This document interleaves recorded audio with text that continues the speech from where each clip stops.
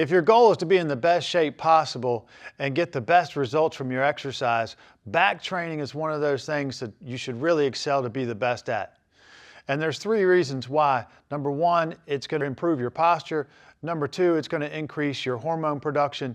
And number 3, it's going to burn more calories than most of the other exercises.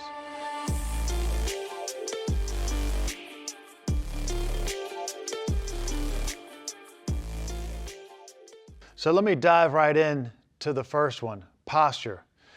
This is so important for all your exercises. If you're in the wrong posture or position while you're doing your exercises, you're not going to train the muscles you want. So let me give you an example. What I see way too often is when people are doing seated cable rows, the first thing to do is they sit down and the spine isn't really straight and they pull back, the shoulders come forward, and then their goal is to flex their lats as much as possible. What you're doing is making a great big mess of your back while you're doing this. And there's a couple of reasons why. When you flex just your lats without your shoulder blades, you're creating dysfunction in the rotator cuff itself. So what happens is your lat muscles, or your latissimus dorsi, gets too overdeveloped in the middle. Your traps and your rhomboids and those muscles are underdeveloped. You cause rotator cuff issues. I'm not going to go too deep into that. I want to keep it fairly basic, but it's really important that your lat muscles, your latissimus dorsi, and your mid-back muscles all are well balanced as far as the strength goes. So it's really important as soon as you grab that seated cable row that you pull your posture up and that you focus on pulling your shoulders back and down. So whether you're seated or standing or you're in a machine, it doesn't matter, but the posture does matter. Next, if you train muscles in a bad position, then they're going to stay in a bad position all day.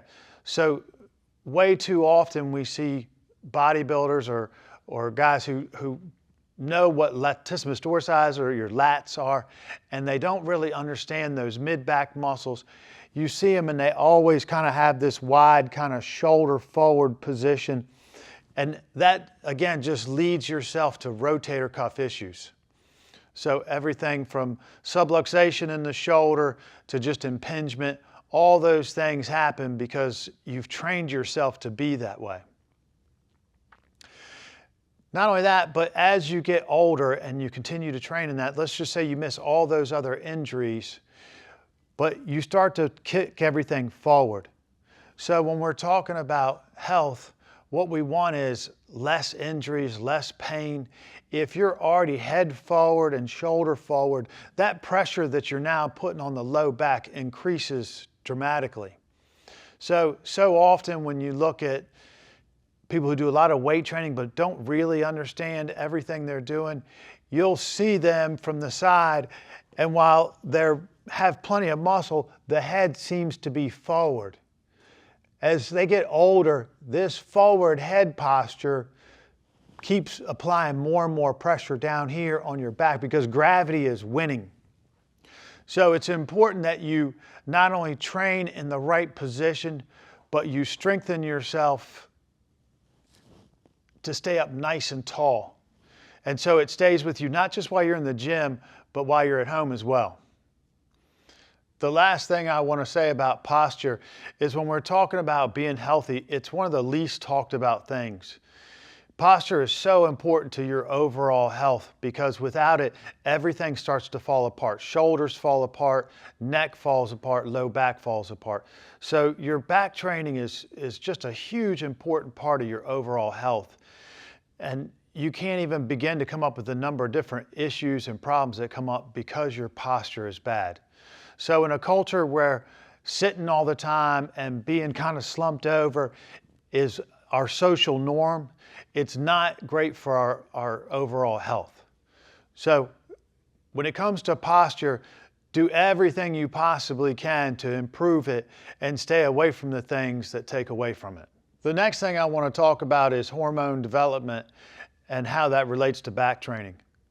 When you're doing really good back training, there are so many muscles firing at one time that the pressure it puts on your system requires it to dig up more testosterone and more growth hormone.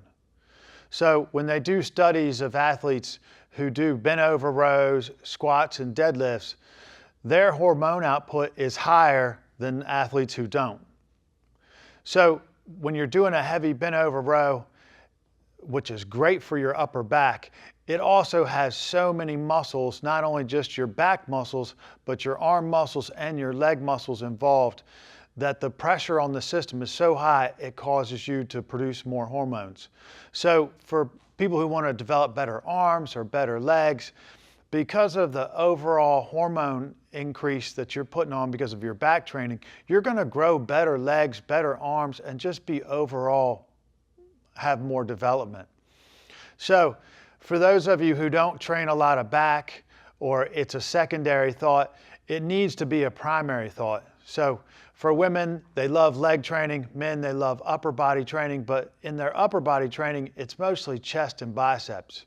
I want to encourage you to spend more time on a really great back, and you're going to get more hormonal production out of it, which is not only going to help your arms and chest develop, but it's going to help your legs develop, and it's going to help in the anti-aging. So one of those things is we cross that 40 and 50-year-old barrier. We start to age, and it starts to show if you keep that hormone production up, you're not going to age like everyone else. And bent over rows and some of these really great back exercises are great alternatives for anti-aging. So where others want to take pills and use lotions, I recommend a good bent over row to help with that anti-aging and increase hormone production. Now that we've discussed some of the benefits of back training, now I want to talk about the exercises themselves. First, let me start with the overhead back exercises, which are generally like your pull-ups and your pull-down machine, those kind of exercises, and some of the benefits of those. The pull-up is by far one of my favorite exercises. We try to do some kind of overhead movement in every single program we do. It's great for your lat development. It's also great for your mid-back development. But most importantly, it allows you to increase your grip strength, which is so important to your overall health. And it allows your posture to stretch all the way out. And what I mean by that is when you hang from your arms and you have the weight of your legs hanging from them, it stretches that spine and gets it nice and long. So you actually create space there. Keeping that spine healthy is so important to your long-term health. And you hanging from a bar is a great way to do it.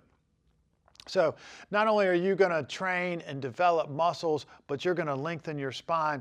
This is just a fantastic exercise, not only for muscle development, but for spinal health as well. The next exercise I want to talk about is the machine pull down, which is a close relative of the pull-up, but they're not the same exercise. So if you're doing pull downs to improve your pull up, that's not going to work. And the reason is because there's things called open chain exercise and closed chain exercises. And the pull up is a closed chain and the pull down is an open chain. And this refers to how your body reacts to the exercise. So without going into too deep on kinesiology for these two exercises, just know that when you're doing a pull down, it's not going to improve the pull up. And the reason is because you're drawing the bar down to your chest versus trying to get your chest up to a bar. So they're both great exercises, but way too often they're categorized as the same exercise, and they're not. So I just want to be clear on that when you pick your exercises, don't mix those two up. The next exercise I want to talk about is the pull over. It's not used that often, but it's an exercise we use all the time because it's such a great exercise. This one is hard to put in one particular category because it works your chest muscles, your back muscles, tricep muscles, and stomach muscles. It's a fantastic exercise, but it's hard to fit it into a routine that it fits appropriately. But when it comes to developing back muscles, I love this exercise. There's a number of different ways you can do it on a bench or on a ball. This exercise is great for the rotator cuff.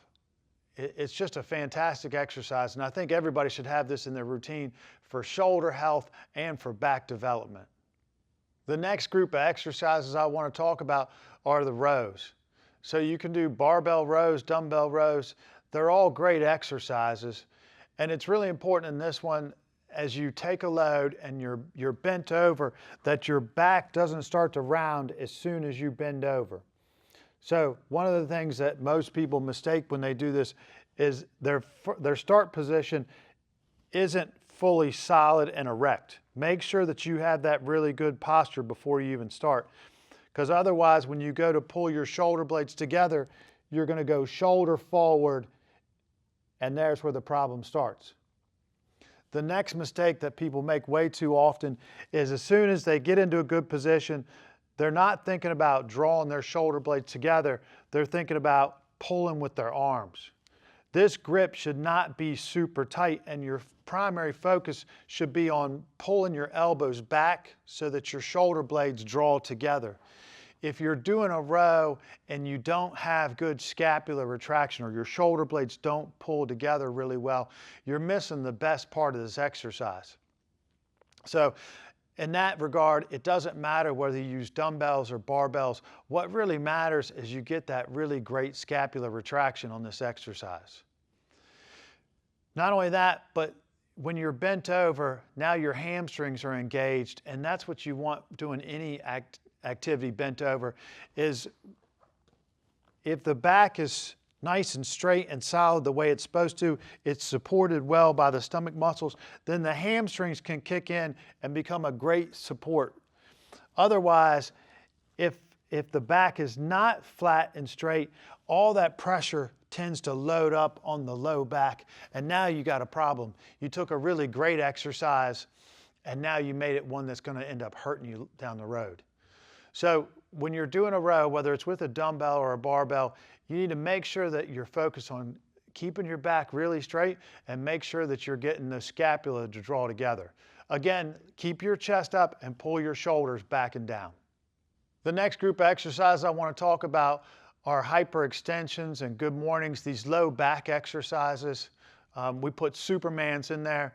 These exercises are fantastic for just increasing the strength in your low back, but it's still a combination of using your hamstrings, and in a lot of cases I like to use upper back as well.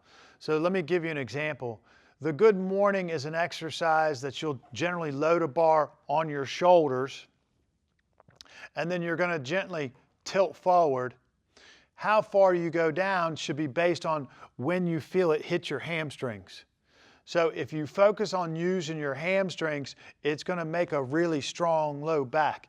If you lean forward and your back rounds, not only is it not going to strengthen your back, but it's going to hurt your back.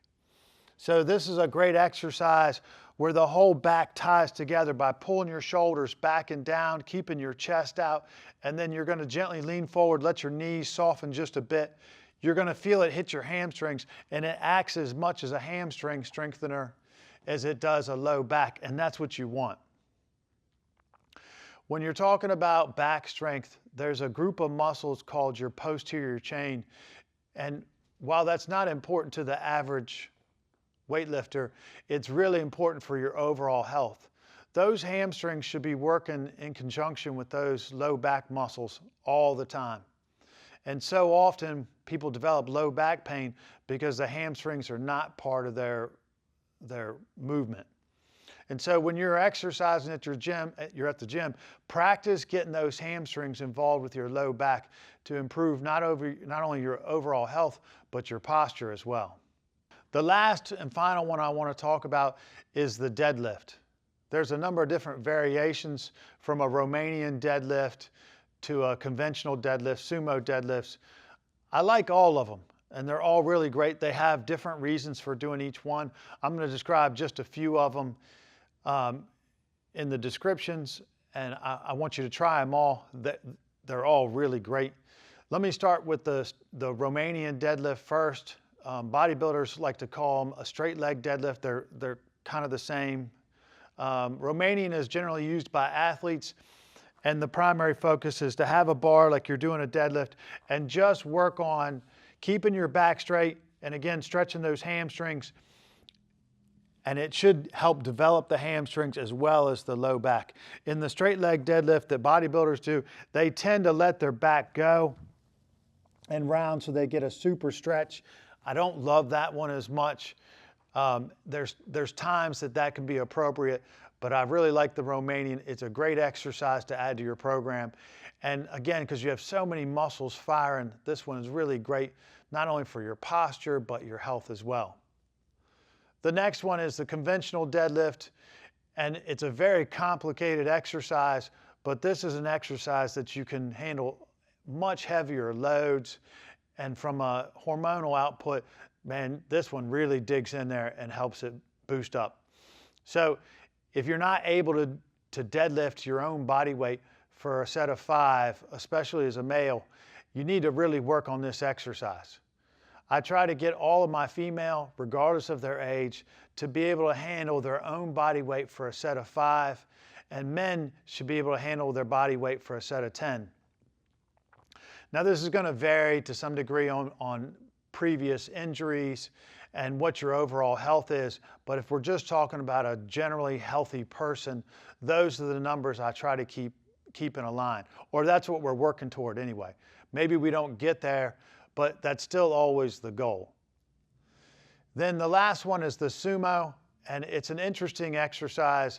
It's great for powerlifting for guys who have long arms and long legs.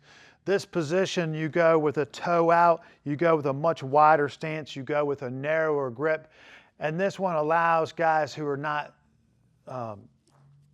they're stronger in their groin area than they are maybe in their low back area. And this allows them to use those long arms and long legs to their benefit. I don't really care about how much they lift. What I care about is them having functional use when they're not in the gym. So this particular exercise, if you're having to pick up a couch or do something like that, it becomes very functional to have that strength and be able to pick something up and then carry it off. So I love the sumo deadlift for that. We use that for our grandmothers as well as our high school and college athletes. It's a great exercise to add in with the rest of them for overall back development.